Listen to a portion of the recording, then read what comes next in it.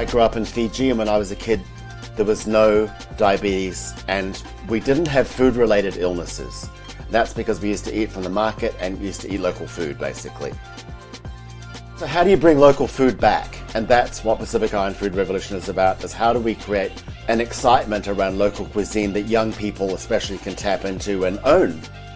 We need to go back to our traditional cuisine because that's the way that can save our people. This is a really great way of getting and influencing and making an impact on people's food choices in the region.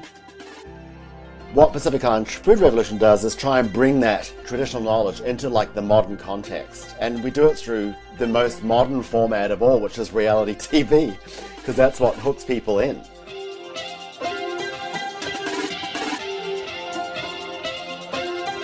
I am so proud to say that in Vanuatu, now you can see a lot of more people going to the market. And this is after watching the show. This is because it has an incredible impact on their lives, and they can see that it's making a difference with the children, not only the children, but the whole family as a whole.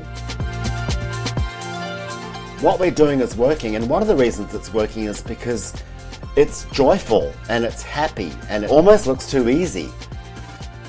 I am very satisfied that we are making headways in that direction.